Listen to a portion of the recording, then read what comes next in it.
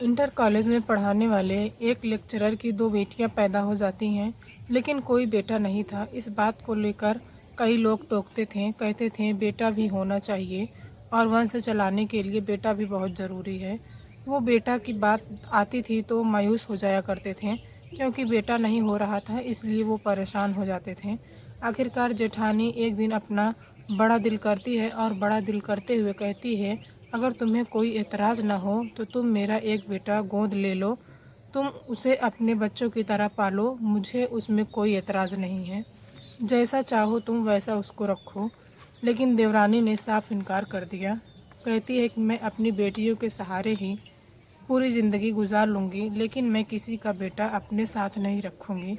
आखिरकार वक्त बीत जाता है और वक्त बीतने के बाद फिर दो कत्ल होते हैं। कत्ल कितने भयानक रूप में, जहाँ जहाँ तक ये कत्ल होती है वहाँ वहाँ तक इस कत्ल की गूंज गई थी और वहाँ वहाँ तक लोग सोचने पर मजबूर हो जाते हैं कि आखिरकार कातिल पकड़े जाते हैं और कातिल पकड़ने जाने के बाद फिर वो जेल चले जाते हैं। मामला अदालत तक पहुंचता है। अदालत ने जब मामले में जज साहब ने सुनवाई कर रहे थे, तब उन्होंने पूरी कहानी, पूरे इस मर्डर की रूपरेखा को सुनाया, समझाया। वो कहते हैं कि इन कातिलों को तब तक फांसी की फंदे पर लटका कर रखा जाए जब तक इनके प्राण न निकल जाएं। जब वो जज साहब की प्रतिक्रिया अखबारों के माध्यम में लोगों तक पहुंचती है, तो लोगों ने ये जानने की कोशिश की कि आखिर जज साहब ने ऐसा क्यों कहा। आखिरकार उन्होंने ऐसा क्या कर दिया था कि जज साहब भी ये कहने के लिए मजबूर हो जाते हैं कि आज की कहानी है, ये सुनने पर आप भी मजबूर हो जाएंगे कि इंसान अपने निजी स्वार्थ के चलते आखिरकार किस हद तक गिर जाता है और किस हद तक चला जाता है। आज की सच्ची घटना मैं जो आपको सुनाने जा रही हूँ, ये सच्ची घटना है उत्तर प्रदेश, जिला हाथरस सदर कोतवाली क्षेत्र का आगरा रोड पर एक कॉलोनी है जिसका नाम है आशीर्वाद। और उस कॉलोनी की मैं बात कर रही हूँ। 23 जनवरी लगभग 2025 की बात है। रात 1:30 के आसपास का वक्त रहा होगा। एक महिला जो अपने घर के आंगन में आराम से सो रही थी, सोते सोते वो सपना देख रही थी कि कोई उस पर जानलेवा हमला कर रहा है। हालांकि उसने इधर उधर बचाने की कोशिश की, लेकिन अचानक से जब उसकी आंख खुलती है तो उसके सामने दो व्यक्ति खड़े हुए हैं जिनके हाथ में सचमुच धारदार हथियार होते हैं। इससे पहले कि वो महिला बचने के लिए कुछ कोशिश करती, चीखती चिल्लाती, तब तक उसके गले पर एक के बाद एक कई वार कर दिए जाते हैं। लेकिन फिर भी महिला ने हिम्मत नहीं हारी और वह ज़ोर ज़ोर से चीखने लगती है। चीखते चीखते सबसे पहले कहती है कि राम बचाओ, राम बचाओ। जैसे ही राम की आवाज़ लगाई जाती है, राम क्योंकि उनके घर ही छत पर किराए पर रहता है, राम ने ज़ोर ज़ोर से चीखना चिल्लाना शुरू किया। और तब तक वो आता है, तुम्हें परेशान होने की ज़रूरत नहीं है। जैसे ही राम आता है वो कहता है, तुम बिल्कुल परेशान मत हो। यह आवाज़ बाहर तक पहुंच जाती है। बाहर की एक नाम में मशहूर वो रहते हैं, वो भी सुन रहे थे आवाज़ें। उसके बाद ज़ोर ज़ोर से योगी मासा भी चिल्लाते हुए, चीखते हुए कहते हैं कि परेशान होने की ज़रूरत नहीं है। गरीब अभी भी आता है और कहता है। अब इन दोनों आवाज़, चाहे राम हो या फिर योगी की आवाज़ हो, इनकी आवाज़ सुनने के बाद आसपास के कॉलोनी के जितने भी लोग थे, महज 1 मिनट के अंतराल में सब जाग जाते हैं और सब ज़ोर ज़ोर से लोगों ने चीखना चिल्लाना शुरू किया। जो कातिल थे उनके हाथों में धारदार हथियार थे। आखिरकार उन्हें लगता है कि हम यहाँ पर रुक गए हैं, पकड़ लिया जाएगा तो हम मारे जा सकते हैं, इसीलिए यहाँ से भागने में ही भलाई है। और दोनों ने अपने जो हथियार थे वो साथ पर मौके पे मिलता है, समेटते हैं और समेटने के बाद भाग जाते हैं और तब तक भागते हैं जब तक उन्हें कोई पकड़ न ले। आखिरकार घर के दहलीज के अंदर कुछ लोग अंदर आते हैं और छत पर काम करने वाला किराएदार राम होता है, वो भी उतर के नीचे आता है। उसने जो अपनी आंखों से मंजर देखा, मंजर देखने के बाद वो भी ज़ोर ज़ोर से चीखने चिल्लाने लगता है।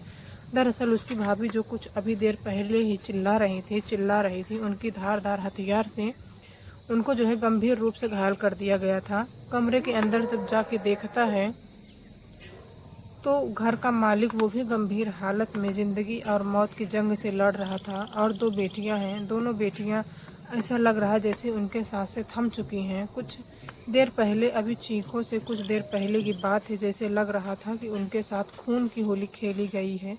तभी योगी माँ साहब तुरंत 112 नंबर पर कॉल किया। 112 नंबर पर कॉल करने के बाद कहा कि कि आप अपने सदर कोतवाली क्षेत्र आगरा रोड कॉलोनी पर आशीष आशीर्वाद धाम जितनी जल्दी हो सके उतनी जल्दी आप पहुंच जाइए। रात के लगभग 1:30 बजे के आसपास का वक्त हो रहा था। पुलिस 5 मिनट में ही वहां पहुंच जाती है। बड़े बड़े अधिकारी मौके पर आते हैं और मौके पर आने के बाद वो देखें कि 2 लड़कियां हैं। दोनों लड़कियां मर चुकी थीं और घर का जो मालिक था वो गंभीर रूप से घायल हो चुका है। जो मालकिन है वो भी गंभीर रूप से घायल हो चुकी हैं। जो घायल थे उन्हें उपचार के लिए हॉस्पिटल लेके जाया जाता है। महिला का नाम होता है वीरंगना उर्फ गौरी और पति का नाम होता है छोटे लाल गौतम, जो कि जिंदगी और मौत की जंग से लड़ रहे थे। उनकी 2 बेटियां, एक 12 साल की बेटी सृष्टि और साथ ही एक 8 साल की बेटी जिसका नाम विधि होता है।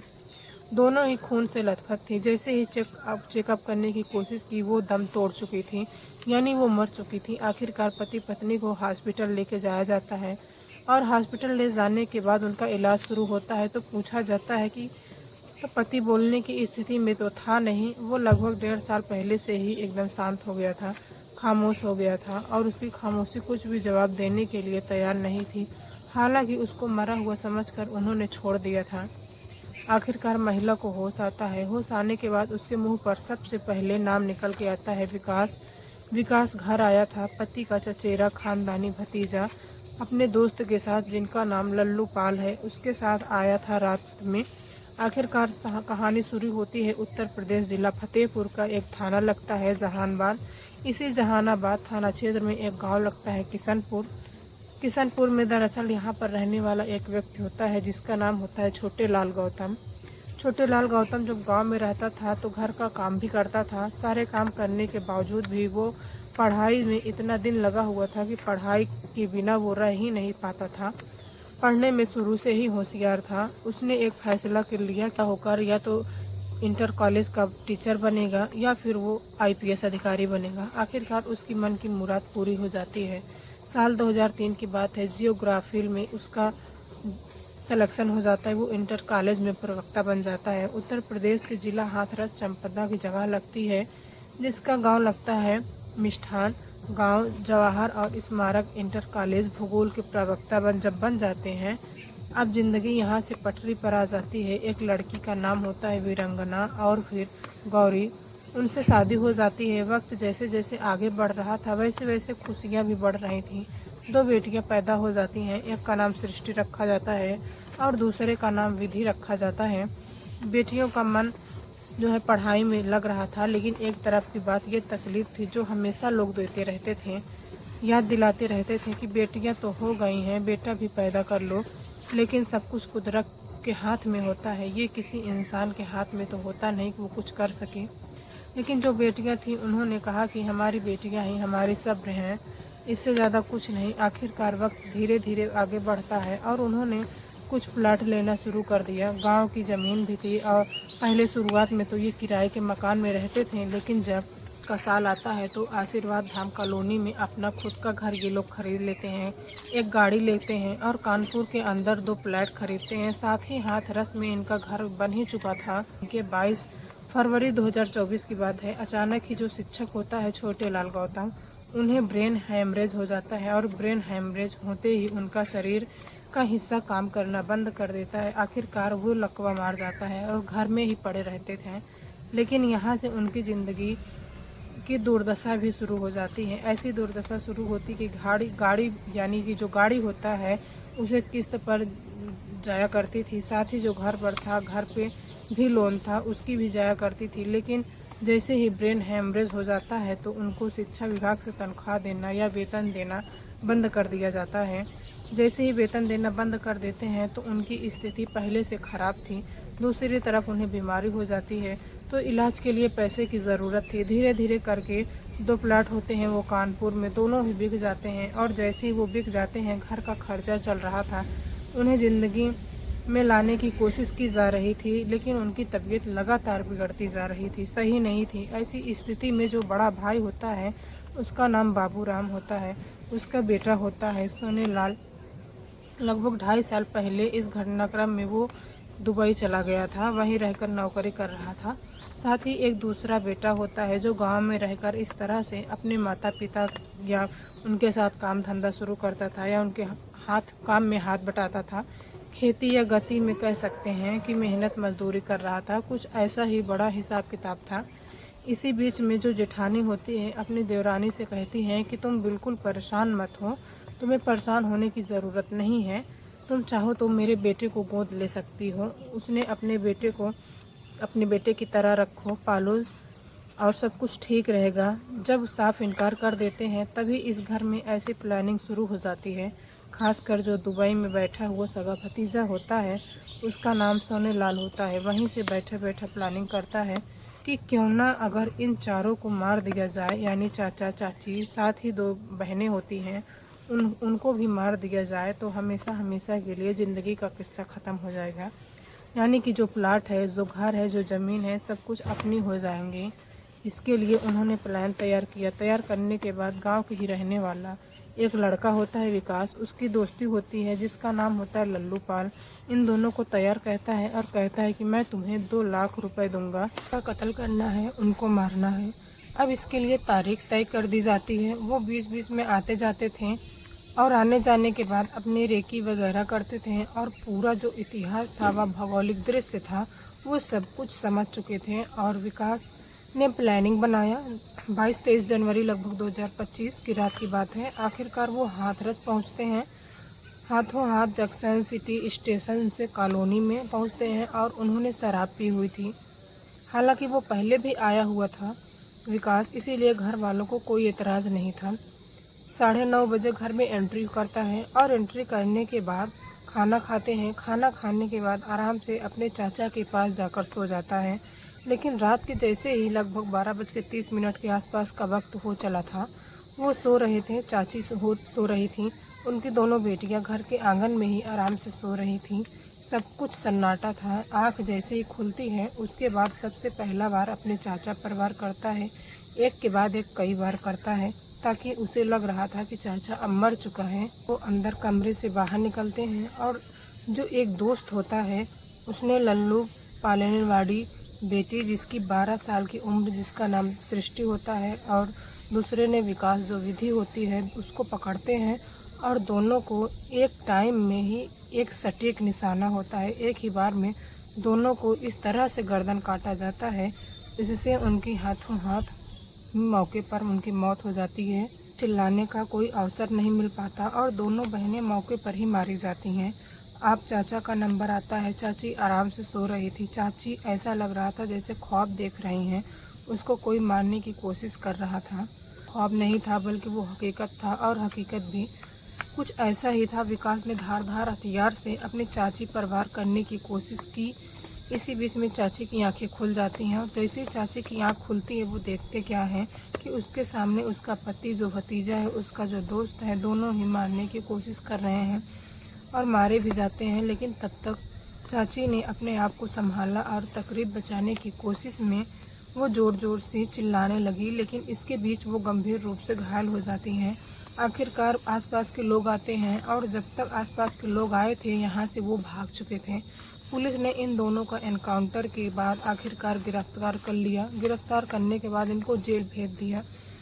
25 मार्च 2025 को न्यायालय ने इस मामले से संज्ञान लिया और 29 मार्च 2025 को इस मामले में चार्जशीट दाखिल हुई। इसके बाद कोर्ट में तारीख, तो उसके बाद जिरा होती है, सबूत दिए जाते हैं। अदालत इस मामले की पूरी सुनवाई के बाद 26 मई 2025 को जो आरोपी होते हैं, आरोपी सिद्ध हो जाता है, तय हो जाता है और 28 मई 2025 को आखिरकार इन दोनों को विशेष न्यायाधीश एस्टीपेक्ट कोर्ट राम प्रसाद सिंह, जो जज साहब होते हैं, न्यायाधीश होते हैं, वो कहते हैं कि विकास और लल्लू पाल को फांसी के फंदे पर तब तक लटका के रखा जाए जब तक इन दोनों के प्राण निकल ना जाए, क्योंकि उन दोनों ने जो बच्चियों का कोई कसूर नहीं था, जिन बच्चियों को इन्होंने बुरी तरह से बेरहमी से उनकी दर्दनाक मौत दी है।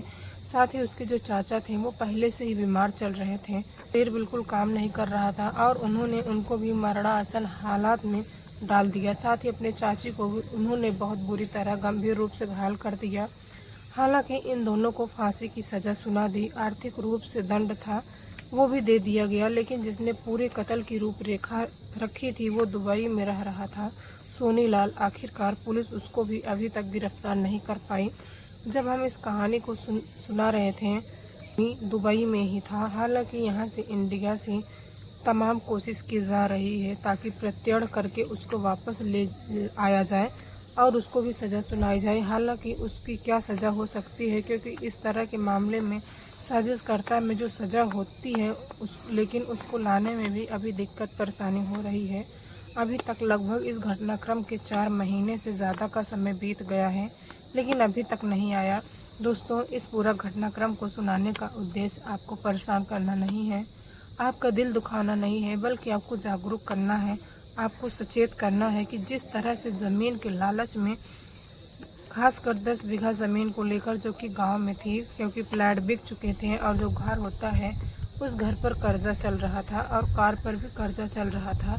चाचा की हालत इतनी खराब थी कि वो उनकी 2024 से ही सैलरी मिल ही नहीं रही थी, क्योंकि वो स्कूल नहीं जा रहे थे और स्कूल जाते तो शायद उनको तनख्वाह मिलती, उनका वेतन मिलता। उनकी स्थिति इतनी ही ख़राब थी कि 10 बीघा ज़मीन के लिए 2 कत्ल करके उन्हें साबित किया। और शायद इसमें कहीं ना कहीं जो रोल था बच्चियों को समझने व समझाने गई, कहीं ना कहीं वो चाहती थी कि ज़मीन हमें मिले, इसीलिए अपने बेटे को गोद देना चाहते थे। हालांकि पुलिस प्रशासन इस मामले में जांच पड़ताल कर रही है। खैर कोई बात नहीं, लेकिन जो भी हुआ वो बहुत ही भयानक हुआ, बहुत ही बुरा हुआ। दोस्तों, अगर आप लोगों ने अभी तक चैनल को सब्सक्राइब नहीं किया है तो प्लीज़ चैनल को सब्सक्राइब कर लें और ज़्यादा से ज़्यादा लोगों तक शेयर करें ताकि लोग भी सचेत रहें, जागरूक रहें।